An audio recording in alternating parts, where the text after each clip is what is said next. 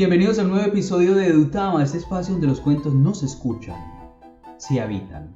Hoy seguimos explorando el universo de Julio Cortázar, ese autor capaz de alterar las fronteras entre lo cotidiano y lo fantástico por una naturalidad pasmosa y hermosa, por supuesto. En el episodio anterior nos adentrábamos en la inquietante continuidad de los parques. Hoy nos internamos en los pasillos enmudecidos, las puertas cerradas y los ecos de la memoria de otro de sus cuentos emblemáticos, Casa Tomada. Un relato tan simple en su forma como complejo en sus significados. Un cuento donde lo ominoso se cuela en el silencio y la rutina se hace bastante trampa.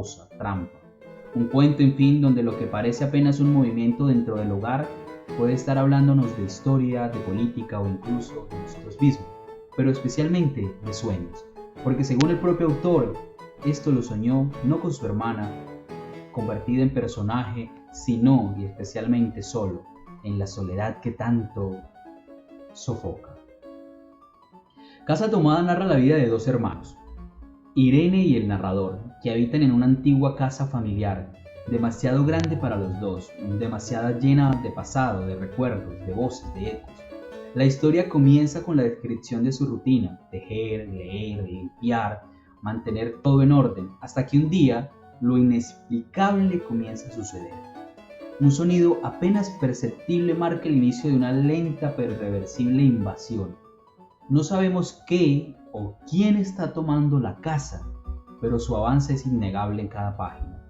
Primero una sala, luego la biblioteca, y así, sin mayor resistencia ni dramatismo, los hermanos se van lentamente replegando hasta verse finalmente expulsados de su casa. Lo más desconcertante de todo este cuento y de toda esta cuestión no es lo que sucede, sino cómo sucede, con una normalidad inquietante.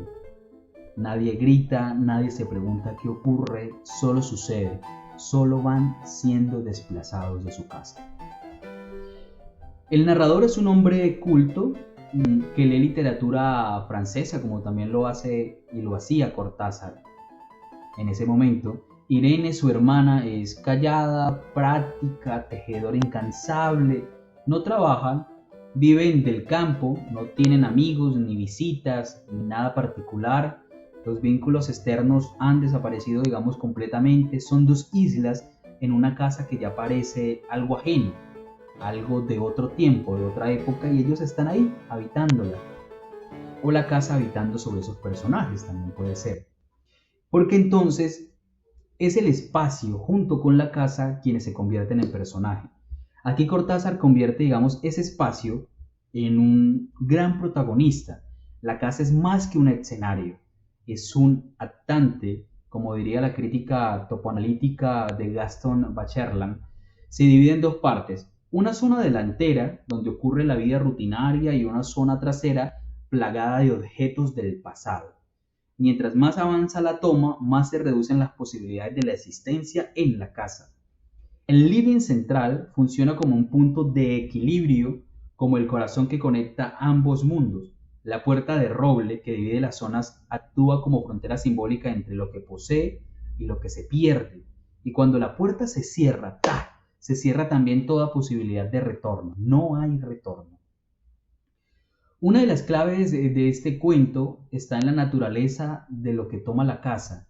Nunca se nombra, nunca se describe, solo se intuye. Un sonido leve, un susurro. El lector nunca sabe si se trata de fantasmas, un ataque político, una metáfora psicológica o una pesadilla.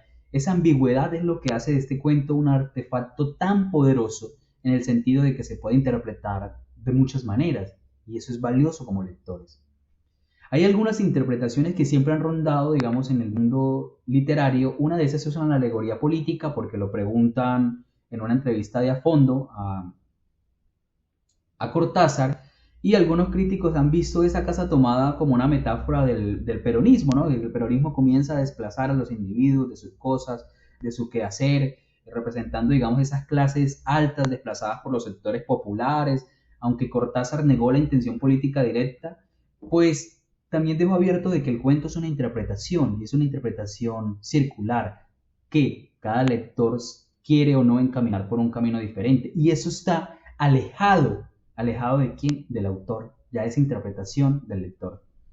Hay una lectura un poco más psicoanalista, si se quiere, que tiene que ver con el desplazamiento de la memoria sobre aquello que recordamos, sobre aquello que poseemos, sobre los objetos, que como decía Borges, nos vamos nosotros, pero los objetos quedan ahí. Y lo más triste de que queden los objetos despoblados y solos de sus dueños es que nunca sabrán que nos hemos ido, como comentaba Borges. Hay una visión un poco también existencial, puede leerse como una reflexión sobre la pasividad, la rutina, como el miedo al cambio, lo estático tiende, digamos, a desaparecer un poco. Casa Tomada nos confronta con una pregunta incómoda. ¿Qué fuerzas silenciosas están tomando nuestros propios espacios? ¿La rutina? ¿El miedo? ¿La nostalgia?